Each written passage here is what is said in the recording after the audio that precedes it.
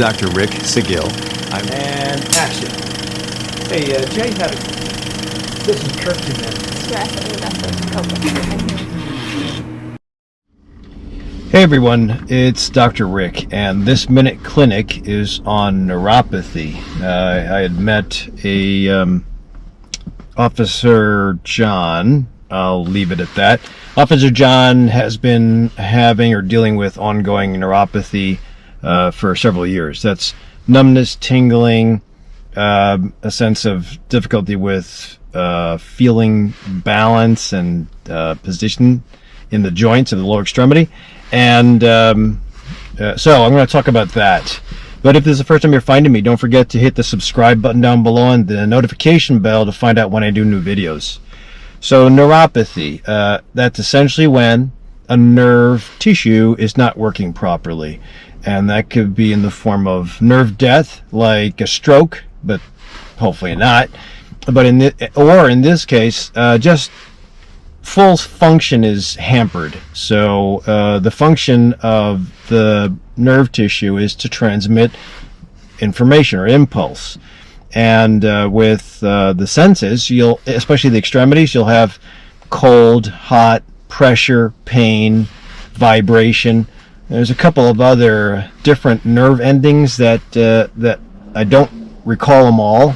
But those are the typical ones. Like I think of them as the end of the fingers and end of the toes, or the tip of the nose, tip of the ears. And depending on how healthy you are, the nervous system will work perfectly, giving you enough sensation of your external environment to get a sense of danger or bliss. So the problem is that position between danger and bliss, that could be non-life-threatening, but it can also be very annoying. So this is where the diagnosis of neuropathy comes in. And if I have a couple of patients that have suffered from, say, early multiple sclerosis, that's not a good thing to have, but in a lot of cases, that'll be it. It won't really progress. It'll just be numbness, tingling, weird functioning of the cranial nerves.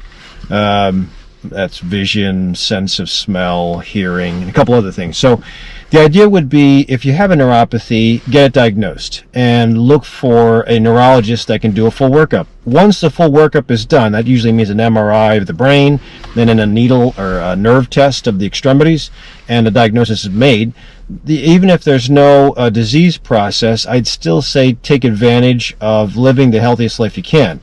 And sometimes when the neurologists have done all they can do, so before I was rudely interrupted, after the neurologist does his full workup, and again, that could be MRI of the brain, EMG nerve conduction testing, or blood tests to look for weird stuff.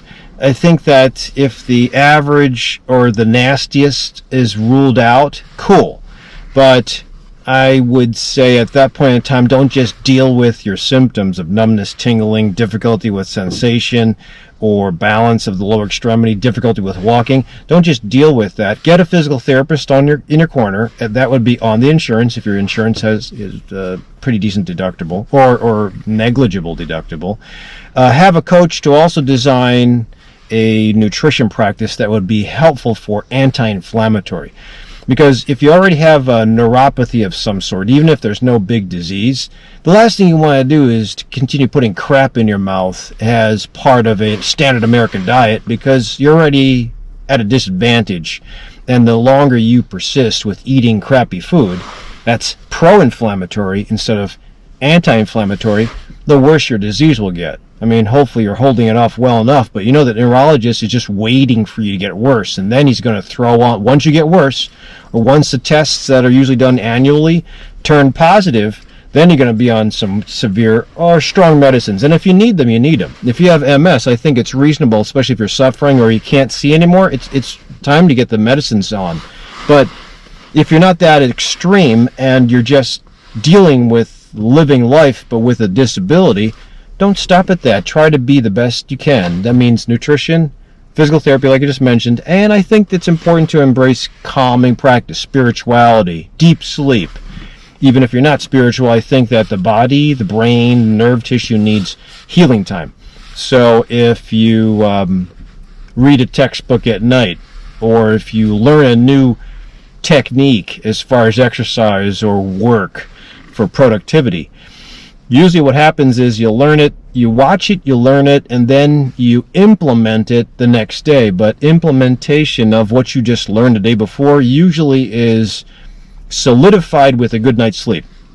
If you have a bad night's sleep, a lot of students will probably know this. If you study your butt off day before the test and you have a bad night's sleep, the likelihood of you being able to extract all the formulas that you learned, or the literature, the prose that you read, the likelihood of you recalling that is low, because the brain will start to dysfunction after a while. It needs sleep. Even if you can get by with 4 hours and a ton of coffee, that's still not what the brain needs. That's just like a marathoner trying to train for a marathon, but also be a couch potato or engage in unhealthy activity at the same time. It's very rare that you'll be able to get past that. The average person with that kind of a goal, or with any kind of disease, really needs more than average healing. So I would say don't discount the power of sleep. Don't discount the power of movement and exercise. Definitely nutrition. If you think it tastes good and you think you're okay because you're not gaining weight, don't go by that. You should be trying to give yourself the best building blocks you can for healing, because neuropathy is not a fun thing, and it goes three ways.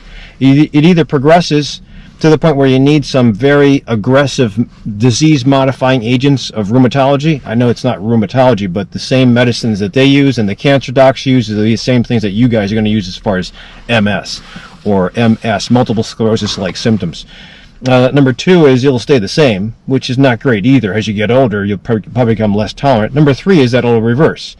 Likelihood of reversal of disease and symptoms without you intervening, it's probably low. So you're looking at either staying the same or progressing, and that's why I say be proactive.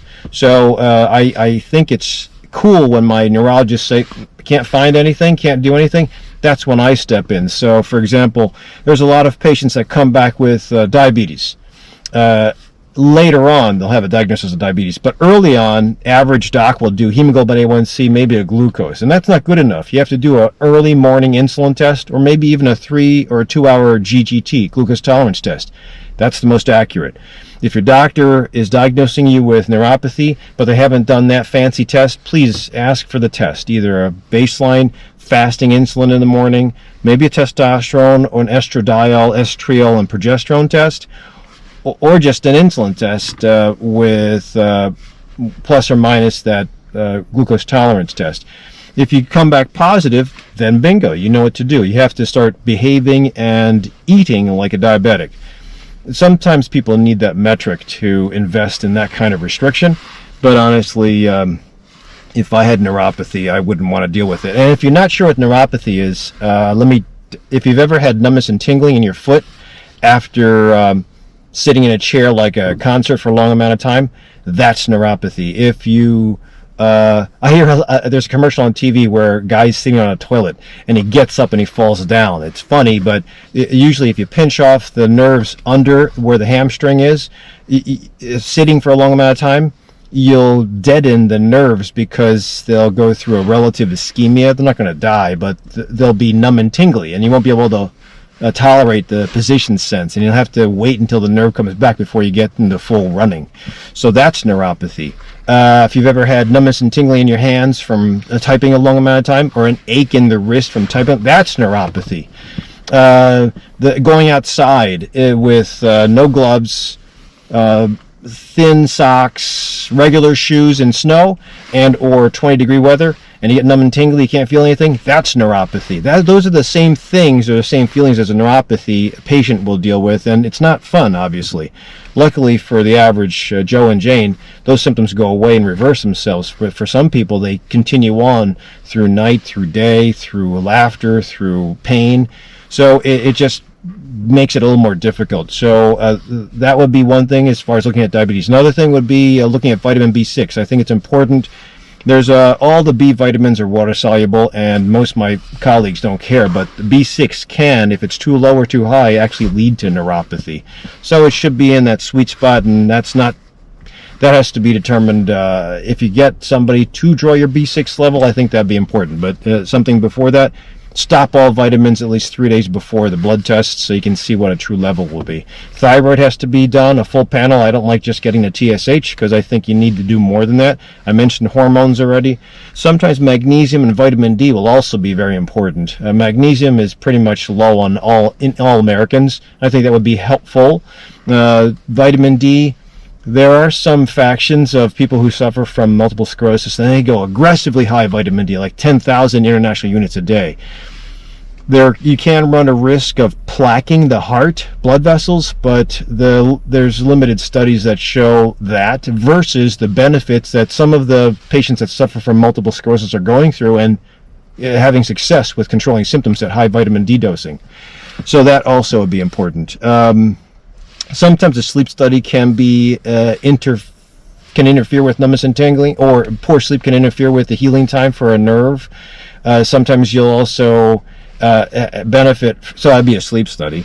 In a lot of cases, a disc of the back can give the same symptoms as peripheral neuropathy, but actually it'll be something called central neuropathy, which leads me to the last thing, the brain. If the brain is off, meaning inflamed, if you're going through early changes of demyelination, it's called, or multiple strokes, ischemia, it's time to look at other areas. There's usually a choke-off point here if you have a high cholesterol level. If your blood pressure is too high, it can damage the brain and cause a central neuropathy. So those are the typical things that you can probably take care of on your own, but bottom line is, if the specialist is saying that nothing to do, just come back in a year, number one, I'd get a second specialist opinion. It never hurts. Even if you trust the guy, I think it's always worth it to get two opinions at least. Number two, if they give you that diagnosis, come to see an integrative medicine doctor, because we can tell you about what in the alternative and complementary field is worthy of trying, what's useless in trying, and what an average nutrition practice and sleep practice and movement activity should be for a person that suffers from neuropathy. And that too, if you're going to do it on your own and you have an issue with lower extremity or upper extremity neuropathy, you have to be careful that you don't hurt yourself. So that's why it's nice to invest in a coach to put eyes on and think outside the box as far as designing something personally for you, especially with neuropathy. So Tai Chi, yoga, breath exercise, mindful practice, awareness, sense of awareness would be very important, and you sometimes don't get those in the Western exercise regimes, whereas the Eastern exercise and activities of Tai Chi, Qigong, yoga, pranayama all invest in also linking physical to breath to nervous function. So I think it'd be helpful to look into your area. Hopefully, officer, this gives you a little bit of an idea. And I guess that's the last thing. If I have an officer or somebody that goes onto the range occasionally, I would check for metals like lead, arsenic, chromium. So there are some metals, lead especially, if you're a boomer, that should be checked. Sometimes that'll interfere with the way the nerves work. And then those other ones I mentioned, that'd be important, especially if you're going to be practicing every once in a while or reloading your own ammunition. So in the rare case, food allergies, probably not. If you've wasted all other, I shouldn't say wasted, if you've exhausted all other workups and you're still suffering or it's getting worse, I think it'd be worth it to at least exclude dairy and gluten, and then maybe get a food allergy test. But I would do the blood test. A lot of allergists will do skin testing, which is nice, but the accuracy is a little limited. I do IgE blood testing. So hopefully this gives you a wide sense of what I would do, but don't just tolerate it. Work by paying it forward and investing in healthy practices, and hopefully the symptoms will not only decrease but will go away. Thanks for watching. If you have any comments on how you've been worked up with neuropathy, or if somebody found Lyme with you, or you just waited and it became MS, put your comments down below. It'll help with the other people. Otherwise, I'll see you at the next video.